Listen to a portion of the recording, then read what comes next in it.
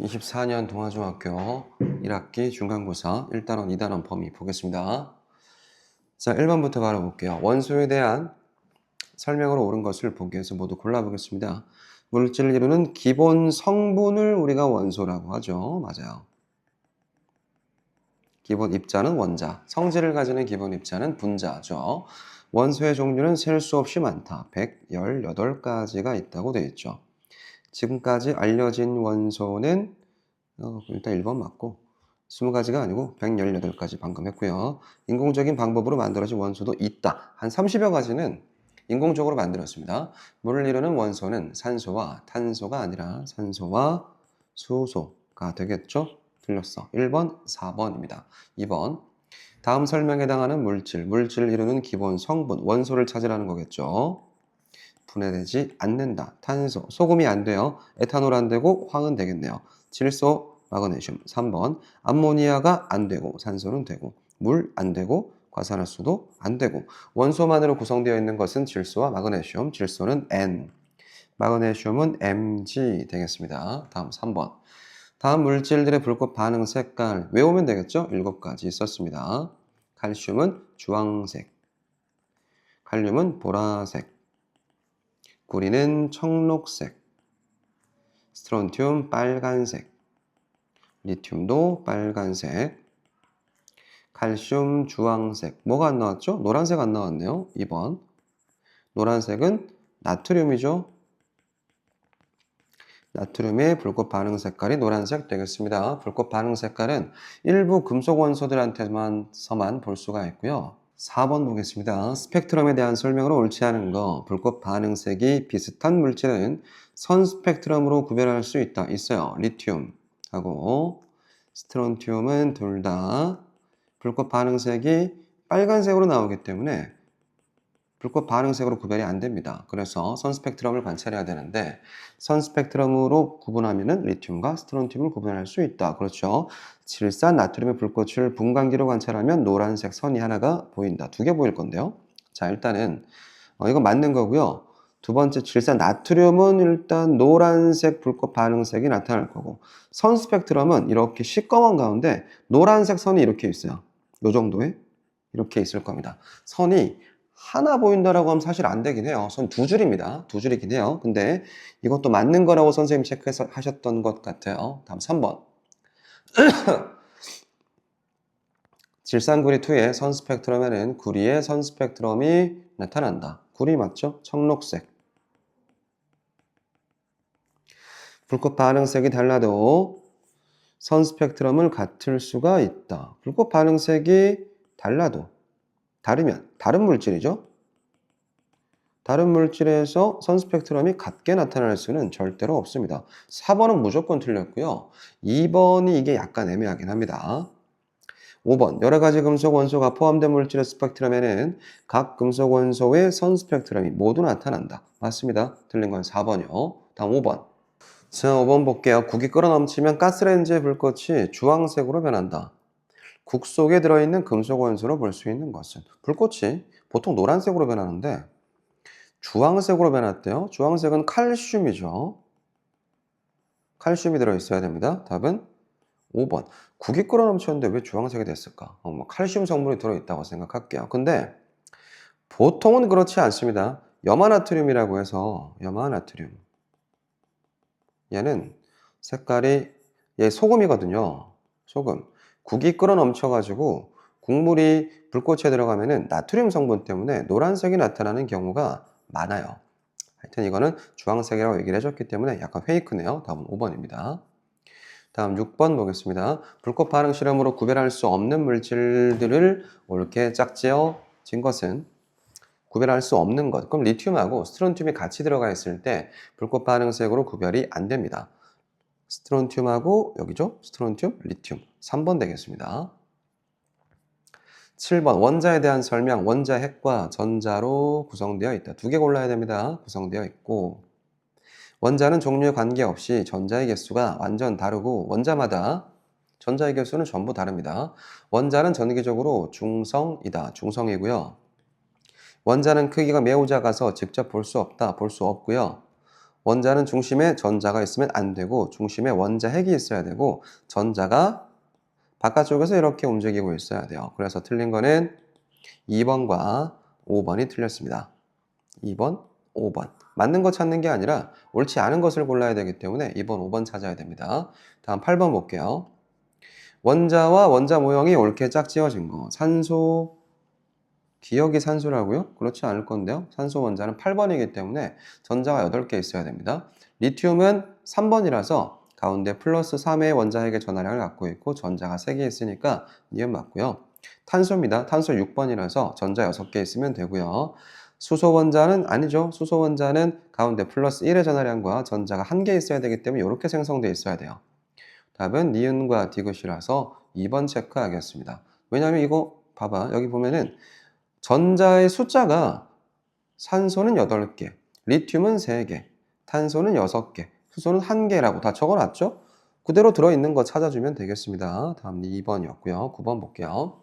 그림과 같은 모양으로 나타낼 수 있는 분자는 이거 H2O죠? H2O. 가운데 산소 있었고 바깥쪽에 수소 2개가 있습니다. 산소 원자 1개, 수소 원자 2개가 결합한 물 분자겠죠? 2번입니다. 물 분자. 됐나요? 자, 일단은 이게 H2O 물 분자라는 걸 몰라요. 그러면 일단 덩어리를 봐야 되는데 가운데 덩어리가 커다란 거 일단 1개 있고요. 1개 있는 거 하고 덩어리가 조그마한 거 2개, 2개 있는 거, 1개, 2개가 결합해 있는 거 찾으면 되겠죠? 1개, 2개, 1개, 4개, 1개, 3개, 1개, 1개 2번 찾으면 됩니다. 1개, 2개. 다음 10번 보겠습니다.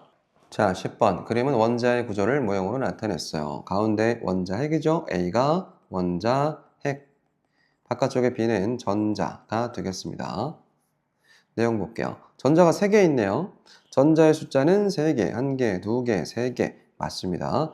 A는 플러스 전하를 띠는 원자 핵 맞고요. B는 마이너스 전하를 띠는 전자 맞습니다. A의 전하량이 B의 전하량보다 적다.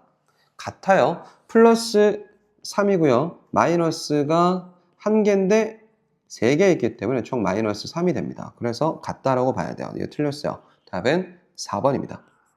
원자 질량의 대부분은 원자 핵이 A가 차지하겠죠. 다 맞고 틀린 거는 4번. 11번 보겠습니다. 원소 기호에 대한 설명으로 가장 옳지 않은 거. 가장 옳지 않은 이런 문제 좀 애매합니다. 가장 옳지 않은 거.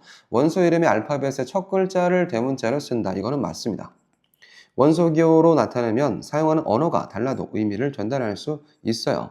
가능합니다. 우리나라에서도 수연립의 붕탄질성 이렇게 H, HE 이렇게 쓸 거고 전 세계에서 수소의 원소 기호는 H, 헬륨은 HE 똑같이 쓰기 때문에 의미를 전달할 수가 있어요. 3번 원소 기호는 항상 2글자 틀렸습니다. 한 글자짜리도 많이 있어요. 답은 3번. 현대의 원소 기호는 베르셀리우스가 제안했다. 이거 맞고요. 중세의 연금술사들은 그림, 돌터는 원과 기호로 나타냈다. 이것도 맞습니다. 틀린 건 3번입니다. 12번 문제 보겠습니다. 다음 분자식에 대한 설명으로 옳은 것은 일단 얘는 메테인 분자죠. 메테인 분자가 3개 있습니다. 자, 탄소와 수소로 구성되어 있을 거다. 그리고 보자. 분자의 종류는 암모니아 틀렸습니다. 암모니아는 NH3 외워야 되죠. 분자의 총 개수는 4개 틀렸어요. 맨 앞에 있는 큰 숫자 이게 분자 숫자죠. 분자수. 분자를 이루는 성분 원소는 여기 탄소와 그 다음에 수소이다. 그렇죠. 그래서 답은 3번이고요. 분자 한 개를 이루는 원자의 총 개수는 15개가 아니라 하나의 분자를 이룰 때는 CH4니까 C1H4인데 과학에서는 1을 생략하니까 CH4 이렇게 나타나는 거예요. 총 5개입니다. 분자 한 개를 이루는 수소 원자의 총 개수는 4개죠. 12개가 아니라 4개.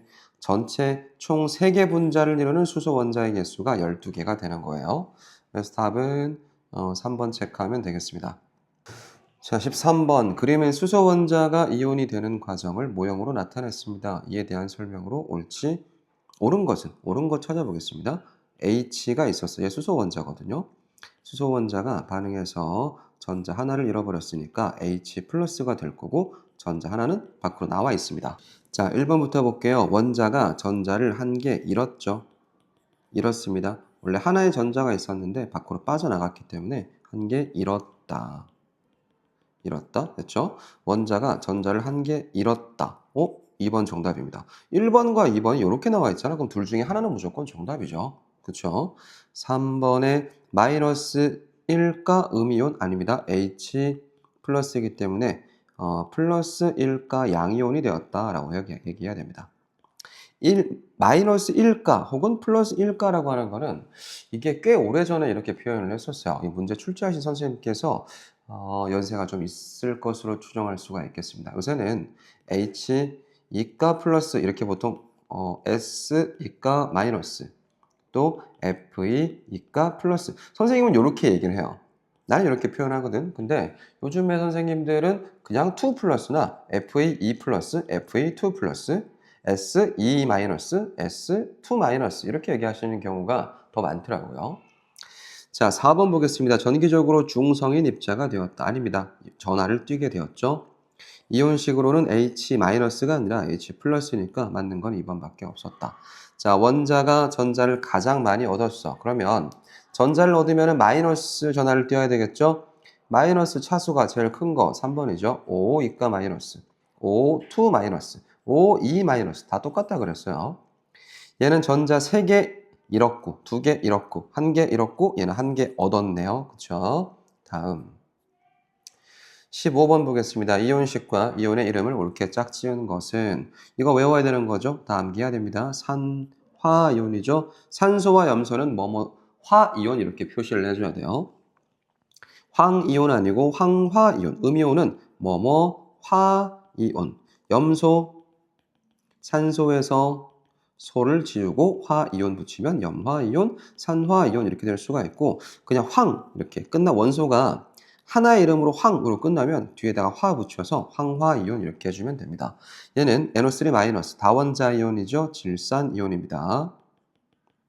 우리 암기 다 했죠? 칼슘 화가 아니라 칼슘 이온. 양이온은 뭐뭐 이온 이렇게 붙여주면 됩니다. 리튬 이온이죠. 그러면 맞는 거는 5번밖에 없네요. 리튬 이온. 5번입니다. 16번 볼게요. 이온이 전하를 띠고 있다는 사실을 확인하는 거고 여기는 그럼 6홈판일 겁니다. 글자가 원래 보여야 되는데 글자가 안 보이네요. 근데 이게 아마 이온 음료인 파워에이드하고 소금물하고 설탕하고 이런 것들이 증류수 이런 거 있을 거예요. 증류수는 맹물만 들어있기 때문에 이온이 들어있지 않아서 전하를 띠고 있는 물질이 없기 때문에 전류가 흐르지 않을 거고요. 이온 음료하고 소금물에는 전류가 흐를 거고요. 설탕물이나 증류수는 이온이 안 들어있기 때문에 전류가 흐르지 않겠죠. 바닷물에 간이 전기 전도계의 전극을 담그면 아무런 변화가 없다. 전류가 흐릅니다. 바닷물에 뭐 들어있죠? NaCl. 이거 소금이거든요. Na 플러스와 Cl 마이너스가 들어있기 때문에 전류가 흐릅니다. 옳지 않는 것 찾아야 되니까 1번이 틀렸고요. 이온이 들어있는 용액에서 전기가 통하고 증류수에서는 전기가 통하지 않고 이온이 없기 때문에 설탕은 분자 상태로 녹아있기 때문에 전기가 통하지 않고요. 이온이 전하를 띠고 있다는 것을 확인할 수 있는 실험이죠. 틀린 거는 1번밖에 없습니다. 다음. 자, 17번 보겠습니다. 그림은 두 수용액의 혼합해서 만든 수용액을 모형으로 나타냈어. 앙금 생성 반응 되겠습니다. Na 플러스 반응 못하고요. NO3 마이너스 반응 못합니다. 반응할 수 있는 것은 염화이온, Cl 마이너스와 Ag 플러스 은이온이죠. 두 개가 만나면 AgCl 염화은이 됩니다. 색깔 외워야 되죠? 흰색입니다. 남아있는 Na 플러스 나트륨 이온과 NO3 마이너스 질산 이온 때문에 이온들이 들어있으니까 여기다 전극을 담궈주면은 전류가 흐를 겁니다. 반응 결과 노란색 틀렸어. 흰색이고 반응하지 않는 이온은 나트륨과 질산이죠. 니온 맞고요. 염화이온과 은이온은 반응해서 염화은이 생성될 거고 두 종류의 수용액을 혼합해도 용액 속의 전체 이온수는 변하지 않는다. 전체 이온수가 변했죠. 하나, 둘, 세 개, 네 개 이온이 있었고요. 하나, 둘, 세 개, 네 개 이온이 있었는데 이온이 하나, 둘, 세 개, 네 개. 4개밖에 안 남았단 말이야. 2개 더하면 8개가 돼야 되는데 이온이 4개밖에 없기 때문에 줄었죠. 이 줄어드는 이온은 어디로 갔어요? 전부 앙금으로 바뀌었기 때문에 이온의 숫자는 줄어들었습니다. 니은 디귿이라서 답은 어디 있어? 니은 디귿. 답은 어디 있죠? 3번 체크하겠습니다. 다음. 18번 볼게요. 보기의 물질을 염화 칼슘 수액에 넣었을 때 앙금이 생성될 수 있는 거 염화 각각 넣었을 때 염화, 은 어디 갔어요? 은 들어있어야 되죠? 여기 있는 거 염화, 은 있어야 되고요. 그럼 질산은 니은하고 만났을 때 염화은이 될 거고 칼슘은 탄산칼슘이 될 거기 때문에 탄산을 찾아야 됩니다. 여기 있는 탄산과 만나서 탄산칼슘이 될 거예요. 그래서 니은과 디귿 답은 4번. 앙금 생성하는 거 4가지 외우라고 했었죠. 탄산칼슘, 황산바륨, 염화은, 아이오딘과 납 4개. 자, 19번 보겠습니다. 비닐끈으로 만든 뜨개. 이거 비닐이라는 얘기죠. 비닐. 뜨개가 뭐지? 뜨개. 자, 플라스틱 막대, 플라스틱입니다. 각각 털가죽으로 마찰을 했기 때문에 털가죽과 마찰하면 대부분의 물질들이 마이너스 전하를 띠게 돼요. 플라스틱도 마이너스. 왜냐하면 털가죽은 전자를 제일 많이 잃어서 플러스가 되려고 하는 성질이 가장 강하기 때문에 비닐과 마찰하든 플라스틱과 마찰하든 얘는 플러스가 될 거고 나머지 물질들이 마이너스 전하를 띠겠죠. 전자를 얻었을 거예요. 뜨개와 플라스틱 막대 사이에는 밀어내는 힘, 그쵸? 얘도 마이너스고 얘도 마이너스니까 각각 청력이 작용해서 밀어냅니다. 얘가 붕붕 뜨겠네요. 뜨개와 플라스틱 막대는 서로 다른 전하, 같은 전하로 대전됐겠지? 둘 다 마이너스입니다. 플라스틱 막대와 뜨개를 마찰시키면 두 물체 사이에 위 실험과 다른 종류의 전기력이 발생한다. 자, 플라스틱 막대와 뜨개를 마찰시킨다는 거야. 얘를 마찰시키겠죠. 그럼 이 두 물체 사이에서 전자가 왔다 갔다 할 거야. 어떤 물질에서 아마 플라스틱 막대 쪽으로 전자가 넘어와서 플라스틱 막대는 마이너스가 되고 뜨개가 플러스가 될 겁니다. 그러면서 둘 사이에는 인력이 작용하겠죠. 다른 종류의 전기력이 발생하겠네요. 기억과 디귿이라서 답은 5번 체크하면 되겠습니다. 자, 다음에 자, 20번 보겠습니다. 아래 그림과 같이 대전되지 않은 금속 막대에다가 플러스 대전체를 가까이 했어요. 여기 플러스 대전체입니다. 자, 금속 막대의 대전체와 가까이 있는 부분은 마이너스가 될 거고 여기는 플러스가 될 겁니다. 금속 박 구에서 여기가 플러스니까 이쪽은 마이너스가 될 거고 이쪽은 플러스가 될 겁니다. 그래서 금속 막대와 금속 박 구가 이 사이에 인력이 작용해서 이렇게 끌려가겠네요. 얘가 매달려 있다가 이렇게 이동을 할 겁니다. 자, 볼게요. 전자의 이동 방향. 금속 막대에서 전자는 나에서 가로 갔겠다. 나에서 가로. 그 다음에 금속 박구는 왼쪽으로 갔기 때문에 요거죠. 4번 체크하면 되겠습니다. 답은 4번. 21번 볼게요. 그림과 같이 마이너스로 대전된 에보나이트 막대. 요즘에는 또 에보나이트 막대까지 설명을 잘하지 않습니다. 대전되지 않은 에보나이트 막대. 플라스틱보다 전자를 더 많이 얻을 수 있는 물질이에요. 얘가 마이너스죠. 마이너스로 대전된 에보나이트 막대. 여기가 플러스가 될 거고 이쪽은 마이너스가 될 겁니다. 검전기의 금속 판 부분은 플러스로 대전될 거고 금속 박은 마이너스로 대전되면서 청력이 작용해서 박이 벌어지겠다. 전자 이동까지 한번 볼게요. 전자는 A에서 B로 이동했고 또 전자는 금속 판에서 금속 박으로 이동했다라고 볼 수가 있겠습니다. 검전기의 금속 판은 마이너스 틀렸어요. B와 같은 전화 잠깐만요. 검전기의 금속 판이 플러스죠. B는 마이너스니까 같은 전화가 아니고 서로 다른 전화로 대전됐고요. 검전기의 금속 박은 마이너스 전기를 띄어서 벌어진다. 그렇죠? 마이너스로 대전된 에보나이트 막대를 치우고 금속 막대의 A에 플러스 대전체를 가까이 하면 금속 박이 벌어진다. 그러니까 여기 마이너스 있는데 마이너스를 갖다 댔던 걸 띄고 나서 플러스 대전체를 가까이 했을 때 얘가 벌어지냐 안 벌어지냐 이걸 물어보는 거죠. 벌어집니다. 그렇지만 플러스 전하를 띄면서 벌어질 거예요. 벌어지긴 합니다. 니은 디귿 4번입니다. 다음 22번 볼게요. 털가죽과 플라스틱 막대를 문지르면 플라스틱 막대는 마이너스 전기를 띠게 된다. 그러면 그려볼까요? 털가죽이고요. 그 다음에 여기 플라스틱 막대라고 보겠습니다. 플라스틱 막대는 마이너스 전하를 띄었고 털가죽은 플러스 전하를 띄었습니다. 전자는 털가죽에서 플라스틱 쪽으로 이동을 했겠죠. 둘 사이는 인력을 띠게 될 거고요. 자, 플라스틱 막대는 전자를 잃었다, 틀렸어, 얻었다. 그래서 마이너스가 됐다. 털가죽은 플러스 전기를 띈다. 맞고. 전자는 털가죽에서 플라스틱 막대로 이동. 맞고요. 위 상황에서 전기를 띠는 원리는 머리를 빗으면 머리카락이 빛에 붙는 원리와 같다. 마찰전기죠. 똑같습니다. 둘 다 마찰전기 얘기하는 거고요. 이 실험은 공기가 건조할 때 더 잘 됩니다. 건조한 날에 마찰전기가 더 잘 발생하기 때문에 5번도 맞고 틀린 거는 1번만 체크하면 되겠습니다. 23번 볼게요. 검전기입니다. 자, 이게 뭐죠? 이게 뭐야? 자, 검전기 자체가 플러스 전화로 대전되어 있고요. 여기 검전기가 전체가 플러스로 대전되어 있어요. 자, 그런데 같은 전화를 띠고 있는 대전체를 가까이 하면은 금속박은 더 벌어지죠. 금속박은 원래 벌어져 있었어. 플러스로 대전되어 있기 때문에 박이 원래 벌어져 있었는데 같은 전화를 띠고 있는 대전체를 가까이 했을 때 더 벌어집니다. 다음에 플러스 검전기의 마이너스 대전체니까 서로 다른 전화를 띠고 있는 대전체를 가까이 했단 말이죠. 그럼 벌어져 있던 게 오므라듭니다. 오므라듦. 다음, 가에서 금속박이 더 벌어진다. 그렇죠. 나에서 전자는 나를 해볼까요? 전자가 마이너스가 왔기 때문에 위에 있던 안 그래도 전자가 자 잠깐만 마이너스 대전체가 가까이 왔기 때문에 전자가 밑으로 도망가니까 플러스하고 마이너스가 조금 상쇄되면서 오므라들겠죠. 자, 나에서 전자는 금속판에서 금속박으로 이동한다. 이것도 맞습니다. 가와 나의 금속박에는 모두 변화가 없다. 틀렸죠? 기억과 니은 답은 3번입니다. 자, 만약에 니은, 디귿은 이게 답이 될 수 없는 지문이죠. 무조건. 자, 24번 볼게요.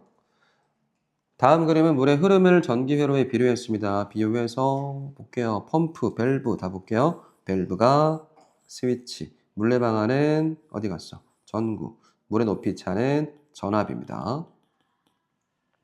수도관은 전선에 해당하고요. 펌프는 전지에 해당한다. 이거 외워야 되겠죠? 역할들을 생각해보면 좀 쉽게 할 수가 있어요. 제대로 맞는 거. 물의 흐름이 전류다. 펌프는 전하량. 틀렸고, 전하량. 밸브가 스위치죠. 틀렸고, 물레방아가 전구고요. 물의 높이 차이가 전압이고, 수도관이 전선이고, 기억, 리을, 미음, 비읍. 답은 4번 체크하겠습니다. 전류, 전압, 저항의 관계입니다. 전압이 일정할 때 전류의 세기는 니크롬선의 길이가 길수록 커진다. R이죠. 저항은 도선의 길이가 길면 커지는 거고. 단면적 굵기죠. 굵기가 굵어지면 저항은 줄어듭니다. 길이가 길어지면 저항이 커진다. 길이가 길수록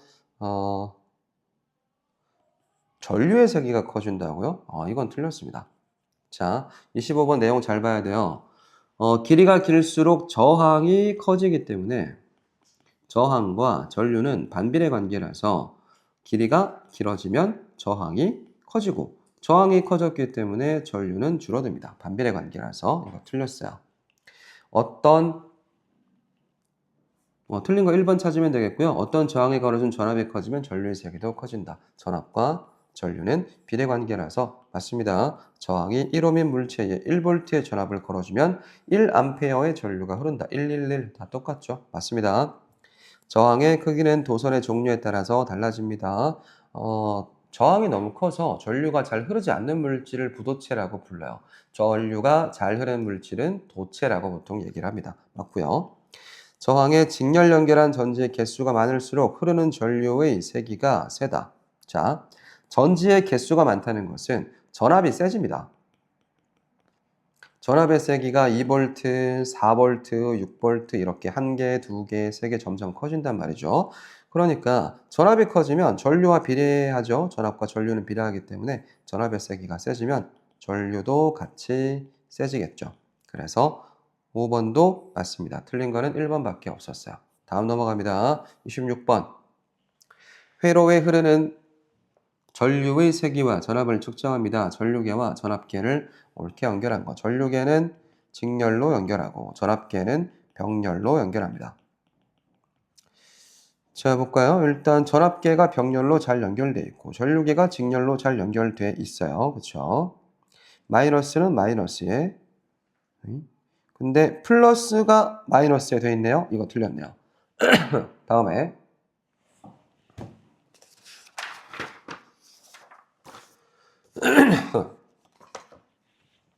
이거 알고 있어야죠.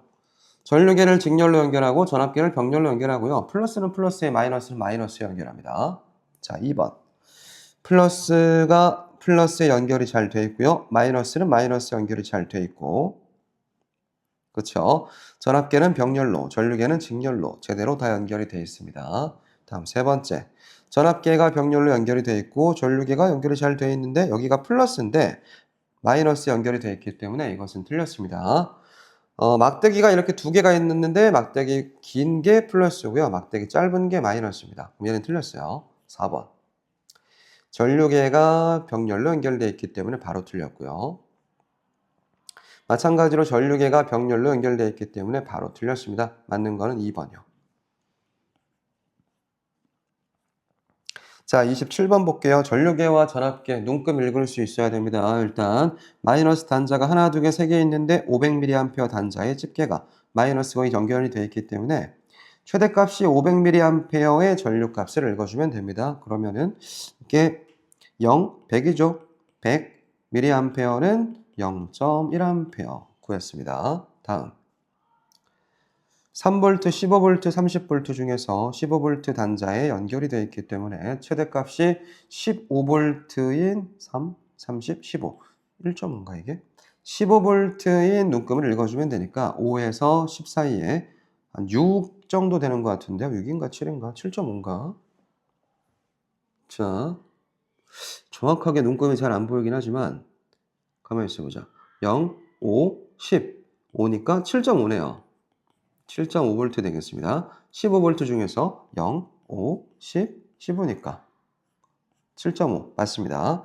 전류의 세기는 0.1A, 전압은 7.5V에서 저항값을 구해라. R은 I분의 V로 계산하니까 0.1A분의 7.5V라서 75옴 되겠습니다. 답은 1번. 됐나요? 다음 28번 볼게요. 28번 봅시다. 길이가 다른 도선 두 개 A, B죠. 연결해서 전압과 전류를 측정했습니다. 자, 기울기 먼저 생각을 해볼게요. X축이 전압이고 Y축이 전류 되겠습니다. 기울기 구하는 공식은 X축의 증가량분의 Y축의 증가량으로 구하는데 X축이 전압이죠. Y축은 전류고요. 전압은 V, 전류는 I. V분의 I니까 R분의 1. 저항의 역수라고 얘기를 해줘야 됩니다. 자, 그래서 저항은 누가 크다? 기울기가 작을수록 저항이 크기 때문에 A와 B의 저항을 비교한다면 B가 더 크다는 거 기억하면 좋겠습니다. 계산을 해볼게요. 여기랑 여기.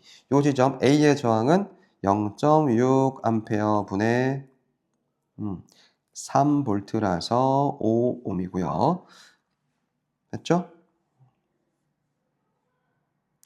그렇죠. 그 다음에 얘는 B는 0.2A 분의 3V라서 이거 얼마 나올까요?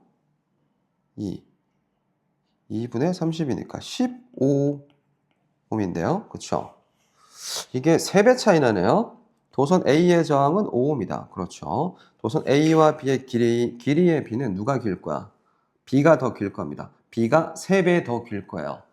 길이가 길수록 저항이 크니까요. 그렇죠? 1대3 맞습니다. 같은 전압을 걸어줬을 때 A보다 B에 더 많은 전류가 흐른다. 틀렸어요. 저항이 크면 전류는 작기 때문에 이것은 틀렸습니다. 도선 B에 15V의 전압을 걸어주면 도선 B 어디 있을까요? 15V의 전압입니다. 전류는 1. I는 R분의 V니까 15옴 분의 15V라서 1A. 기억, 니은, 리을. 답은 5번이네요. 됐죠? 다음 넘어갑니다. 29번 볼게요. 다음 그림은 전기회로의 도선 내부. 이거 많이 나옵니다. 29번 별표해 놓겠습니다. 전류의 방향이죠. 전류는 플러스에서 마이너스로 흘러가니까 이렇게 흘러가겠습니다. 기억이 전류. 전류의 방향과 반대 방향으로 전자가 이동하겠죠. 그렇죠? 자, 다음에 전자는 마이너스에서 플러스로 이동한단 말이야. 전자는 마이너스에서 플러스. 무조건 플러스 방향을 보고 쫓아가고 있어요. 여기가 플러스라는 얘기야. 그럼 여기가 뭘까요? 여기가 마이너스입니다. 그리고 전자들이 일제히 같은 방향으로 흘러가고 있는 것으로 봐서 전류가 흐르고 있는 상태라고 보겠습니다. 해석은 다 했어요. A는 전지의 마이너스 극과 연결이 되어 있습니다. 맞죠? 스위치가 열리면 전자가 움직이지 않는다. 틀렸어. 스위치가 열리면은 전류는 흐르지 않겠지만 전자는 불규칙하게 움직일 겁니다. 위 전기 회로도의 전구는 불이 들어온다. 들어오겠죠? 들어옵니다. 스위치가 닫혀 있기 때문에 불이 들어올 거예요. 자, 전류는 기역 방향으로 흐른다. 맞죠? 전기 회로 내에서 이동하는 입자는 마이너스 전하를 띈다. 전자니까요. 맞죠? 틀린 거는 2번 되겠습니다. 자, 30번 보겠습니다. 가는 병렬이고요. 나는 직렬입니다. 설명을 볼게요. 각 저항의 전체 전압이 나누어서 걸린다. V는 V1 플러스 V2 직렬이죠. 나입니다. 나의 기억 들어가고 회로 전체 저항은 커진다. 연결했을 때 저항이 커지는 것은 R은 R1 플러스 R2 커지는 거 이거 직렬이죠. 나기 때문에 니은이겠네요. 그럼 기억 니은 이거 회로 전체에 흐르는 전류의 세기가 커진다. I는 I1 플러스 I2 이거 병렬입니다. 디귿은 요거 각 전기기구에 동일한 전압을 걸 수 있다. 이거 병렬이죠. 그래서 리을 5번 되겠습니다. 자, 여기까지 하겠습니다.